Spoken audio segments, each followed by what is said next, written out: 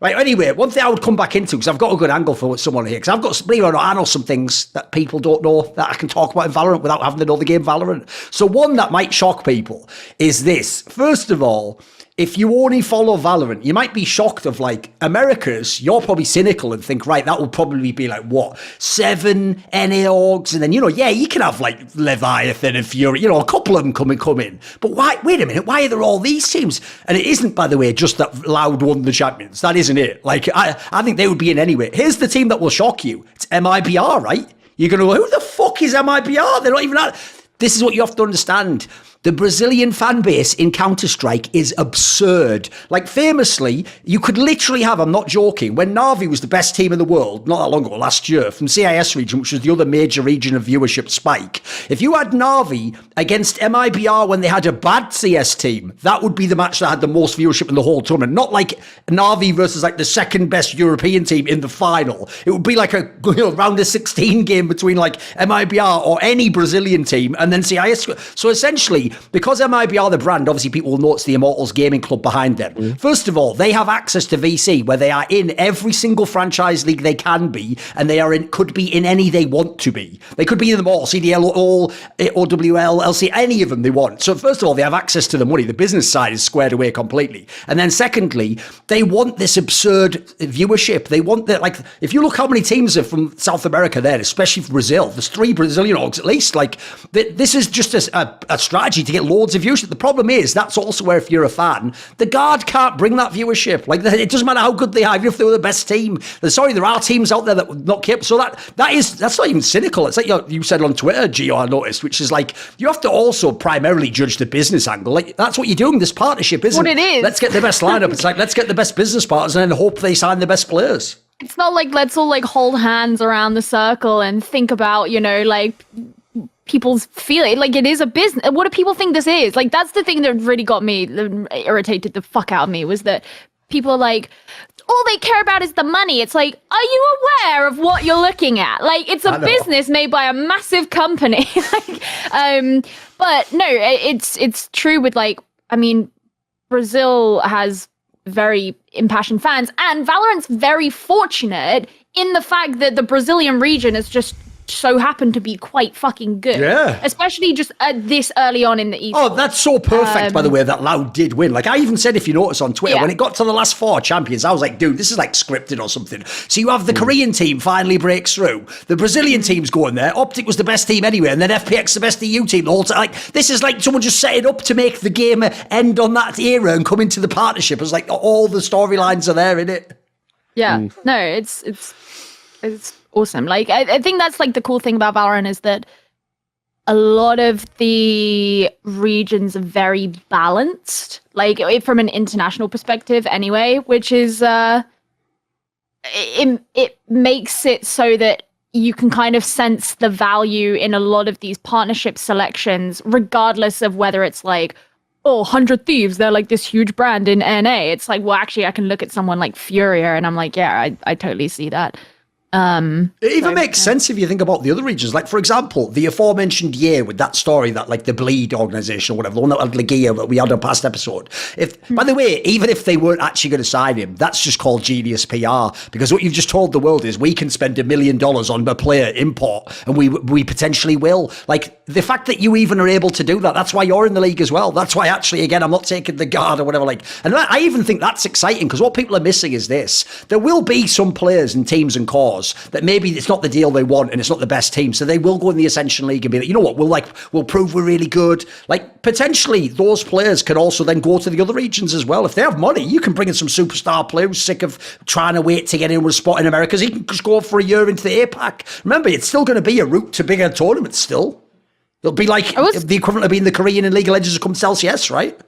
I will say it's definitely, I think it was smart for orgs like Genji and T1 to apply for Pacific, even though they've had NA rosters in Valorant.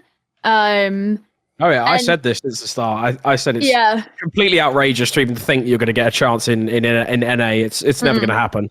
But yeah, they were both very adamant that they were going to get into North America, and I was just like, yeah, it's just not a chance, is it? Because I mean, the good thing that Riot did was, like, during the application process, they were like, you can have this main region that you can apply to, but then there's also a second one, just in case you don't get into that one. You mean it's like the safety school? Yeah, exactly. Yeah, they've done it. So it was like, I love it. Yeah, it's great. You know, that's what I mean. They said it to like teams like, well, G2, for example, was one they were like, oh, we really want North America. If we can't get North America, let's go NBA. So obviously they sort of kind of fucked themselves both ways anyway. But it's like for T1, for example, I remember I was speaking to people and they were just saying to me, some of the people at T1 were very hopeful they were going to stay in North America, obviously because most of them are based in North America, and they were like, "Oh, I really want to keep my job." And I was like, "Come on, man! Like, you got to be realistic here. Like, Riot is a business. They're not gonna. Why the fuck would they like potentially ruin?" They're like massive. You have a massive fan base in Korea, right? Why would you ever want to take that away from the region? It's just bad practice, and it's never going to happen, is it? I've definitely wondered for a while, like, how much do Riot in a lot of their decision making with this stuff? How much do they value like the pre-established ideas that are in League? Because I don't know how much of an overlap there is between League and Valorant fans, and I don't know if Riot want to try and sell Valorant to League fans, because obviously if that's something they value a lot, then having Gen G and T1 in Pacific makes a lot of sense, because those are like two of the best Korean teams in League of Legends. And I've been curious because, yes, they're very different types of games, so maybe there isn't a huge audience overlap, and I genuinely don't know. And I would love to know, like, I mean, I don't know, what do you guys think? Do you think that is something that they think a lot about? Because then in that case, why did they give G2 a North American spot and not an EMEA slot? Like, okay. Hit me, George. Give me your thoughts. Yeah, I think in my opinion, I think there was a risk of oversaturation, because when you have T1 and Gen G, for example, yes, they are, I guess, sizable in North America, but they do have the majority of their fan bases in Korea. Now, if you're Riot, you obviously look at this and you think, okay, realistically in APAC, we're not going to have the biggest organizations like that compared to EMEA in North America and America. Sorry, we're not going to have, you know, the Louds, the Optics, or not even the Optics, I guess, you know, the Cloud9s, the Sentinels. We're not going to have these guys. So we do need front runners that have big fan bases to headline this league. Otherwise, you know, I guess we're just left with like big Japanese teams and like, do you know what I mean? Like it's not enough to go with, you know what I mean? Like it really isn't enough. Whereas I think the G2 thing is a bit different, because if you took G2 out of EMEA, yes, there would have been a bit of it would have hit the league, I guess, like, you know, economically and viewership wise, but it wasn't going to do like big, massive like dint in the league, because you have K-Corp, you have Vitality, you have you have Team Liquid, you have Fnatic. I'm sorry, but they would have found a decent replacement either way. And the fact that they're bringing other organizations like K-Corp and Vitality into these leagues, I think is like ingenious. Spanish orgs as well, like Koi. Money at anything. So I think it was very smart, and I think that's why Riot, I think, subconsciously or maybe consciously, did not want to risk oversaturating their own markets, and they needed headliners, they needed front runners. Otherwise, what's the point if you're a Western viewer that likes these teams? Why the fuck would you watch the APAC League? There's no point, because you got to remember the APAC League in terms of viewership is not the biggest. It's not the best when you compare it to Americas, I guess, for example. So what better way than sort of centralizing that fan base once more and having those big front runners? You know, you've got T1, for example, in League of Legends that have been there for years, Gen G as well.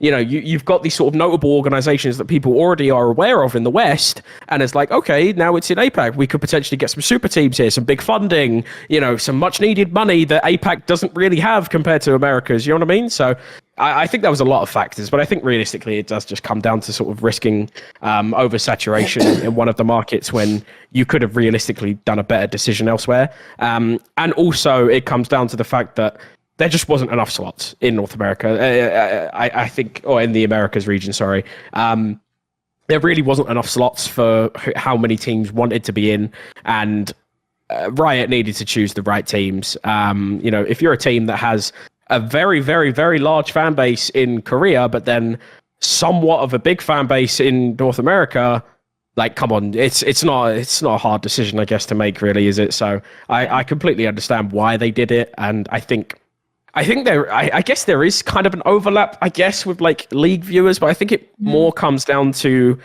like subconscious sort of Western beliefs of, oh, T1 Gen G, yeah, I know these guys are really big Korean organizations. You know what I mean? Well, I'm also curious, like, you know, how much of like, or how much of Riot expecting there to be a large portion of people to be like, T1, that's who Faker plays for. I'm going to go watch the Valorant Pacific League. Do you know what I mean?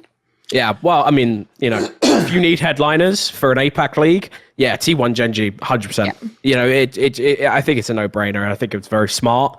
I've said this for months. I said, you know, and people were like, oh no, they've been investing heavily in North America. I was like, doesn't matter. Like, come on, you know, it's a business, and I really don't think that. You know, I think it would have been naive to suggest that T1 or Gen G would have got into America. So I think that's my opinion anyway. I think it's just a risk of oversaturation. So yeah, I think it was smart what Riot did in the end. On the G2 angle, I actually have a little bit of info there that people might not be aware of, which is when they first brought franchising to League of Legends, it started in LCS a year before they rebranded EU LCS into LEC. And during that time period, people won't know this because it was revealed on talk shows, but it wasn't like a thing like everyone knows and remembers. G2 wanted to be in LCS and have tried it to get into LCS out of LEC. Now, what people won't understand there is, but why? Like, they're the best team in the world at one point in time. Because here's the problem that you've always had in Europe. No one's ever cracked this one, basically. That's why, if you notice, it's all just based on like some super rich guy is behind Koi or whatever, you know. It's like those stories always like that in Europe. It's always like the oligarch type guy. It's never that like they just have all the biggest sponsors like Team Liquid or Cloud9. So basically the problem is this: because of all these regional sponsor budgets in Europe, whereas in America it's like you have American Intel. If you're like the top team for them, you get like millions, whereas maybe you get like a fraction of that because you're with like Intel Germany if you're some team from that region, Schalke or something,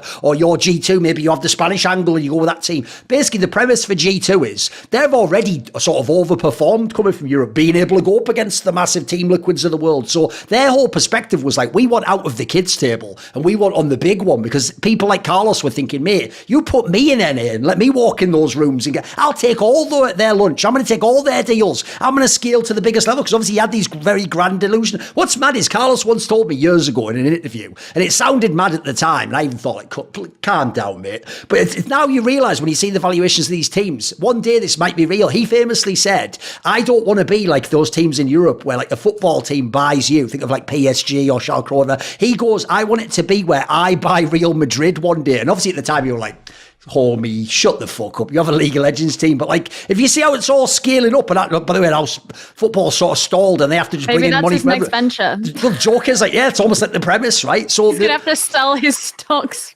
or sell his shares from G2 and then go buy Real Madrid. And then the other angle is, that's the G2 one. That's why, to me, they potentially want to be NA, I imagine. And then the other one is on the Koreans, right? First of all, again, if you want to talk about like made men who were just like pre-approved, you know, like that thing, like you've got a pre-approved loan already, even though I don't know who you are. I've just sent you this email. Obviously T1 was, because they even started cynically building the Korean team way before, without even having all the players. And here's a little gem I'll drop for you. George might know this.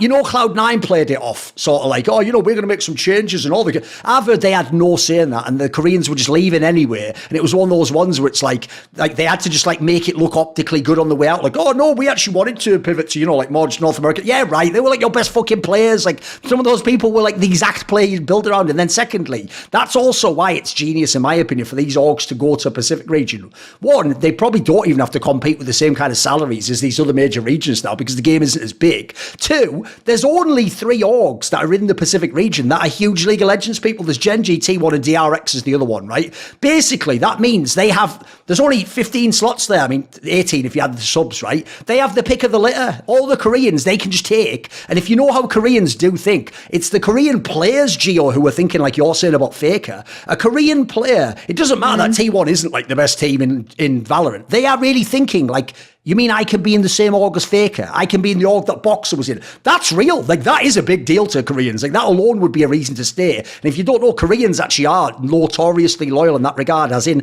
you've heard the stories where they go to the Chinese team. Not if, like, T1 want you, mate. If T1 want you, you're going to join T1 because, again, that's like the history. And right now, Gen G is the best squad. DRX has been a pretty good squad for years. So I think that's also just, it makes sense for everyone in that regard. And also, when I look at the teams like Zeta from Japan, like, listen, if you can go head to head with T1 in money, like, God bless you. I don't think you're going to be able to personally. I think they get whatever they want, and and if you get Japanese players, you're not even trying to compete. It's actually the maddest region for that reason. If you think about Geo, like in the EMEA, in theory, all the players can go amongst each other. It's really hard. It's going to be super competitive. If you're going to have a Japanese team and we're 3 Korean teams, I think we're all right, homie. You can just do whatever you want. You can be over in the corner. You know what I mean? I think as well, like, especially, I think Koreans at Valorant as well, I think have proven that they are. I mean, Japanese teams have as well, definitely. But I think there is a lot of talent, I guess, in Korea that is very sort of untapped. And I know that Gen G and T1 are both trying to build these kinds of Korean super teams, which makes sense. Some of the players that they still have on their roster, for example, T1 still have, Zeta, Munchkin. They are very, very good players. And I think it's like, I think they are trying to sort of build these kinds of big teams where they have these big, amazing, like great Korean players, so that they could just be like, okay, we'll just steamroll this league and immediately be like, okay, now we've got a champion spot. Oh, now we've got a master spot. It's like, yeah, that makes sense. I can understand that is a smart decision for you to do that. And that's why, in my opinion, I would have thought that there would have been more teams that would have actually tried to go to the APAC region, because it's like you have less salaries and you have quite a decent size like pool of players to pick from. And if you're a big organization with a big history, these guys will want to join you. They're not like, it's like a lot of people forget that it's like each region gets the same amount. Well, usually they get the same amount of like slots available. Sometimes the EMEA and North America gets a few more, but it's like you're still going to be included in these international events. So it's like, if you're a big organization, I don't know why you didn't try and go for APAC, because it just seems like, first of all, it's an easier region. If you're like a really big organization with loads of money, you can just get all the best players. Like, it's, you know what I mean? Like, obviously, in theory, it sounds a lot easier than what it actually might be, but it's just like... It is interesting, though. Sorry to interrupt. I was going to say, because they've got like, what is it? Is it Global, who are the Indian one and stuff like that? So it's like Global esports, So it's like, I mean, I had never heard of them before. I don't know what like games they're very big in India. I know that. But right, this is the point I was going to say. Right, is like, while you can say that and be like, oh, there are all these really valuable like Western organizations that could have gone for Asia Pacific. Actually, like them picking up a team, giving one of the slots, for example, to an Indian organization who are really well known in India, you tap into like, there's a fucking billion people there. Oh yeah, like 100%. That's massive. So like, I think they've done a very smart job at actually divvying out the Pacific region organizations over quite a large geographical portion of Asia Pacific. And we all saw that tweet that was like, no OCE teams got in, but like, how valuable do you think an OCE team is actually going to be compared to like an Indian team? Oh, their business is tiny compared to them. Oh yeah, right. Yeah. It's like we as Westerners like maybe more familiar with like OCE esports and stuff, because like it's kind of seen as a pseudo Western region, right? And actually under Riot esports, it is lumped in with NA generally.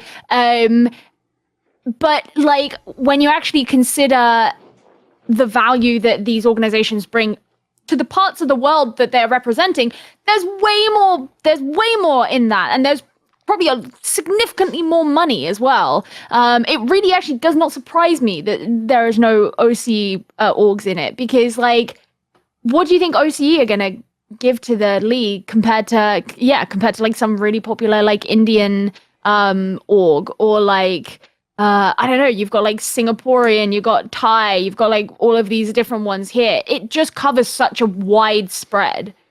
I will say one thing though, and it's a bit of a side note and a bit of a deviation, but Riot have been absolutely fucking OCE for so long now in Valorant. It's ridiculous. You remember the whole fucking LCQ debacle in North America where it was like we couldn't get these teams in from OCE, and this was going to be the big event where it was 21. Yeah, it was like, oh, this is going to be the big event where OCE can finally prove themselves and show the world how good they are. And it's just like, oh, sorry, yeah, no, you're not coming. Turned out it was the no chance qualifier for them. Exactly. Yeah. By the way, I'll tell you what. I'm just as pure speculation. I've already I did the Control F, and he's just listed as a free agent. Just put 2 and 2 together. Already get ready. They're already preparing the video with that music. Coming home, I'm coming home. Sire player is obviously going to be on one of these teams, surely. Like this guy's built this name. Yeah, that's what I mean. He's going to surely be on one of those 3 Korean teams. It's just logical at this point, right? Yeah, 100%. It's a slam dunk move. Yeah, this was a conversation that we did have on Valoranting, because we were talking about how people in his role, there are so many of them in NA that like the likelihood of him retaining that spot in NA is very low. But like go to Korea, and suddenly like that's a bit different. I think that would be the smartest thing for him, is to leave North America. Want to see more cool, funny, interesting clips based on topics from my content? Well, subscribe to this channel then, or, be a pleb and don't.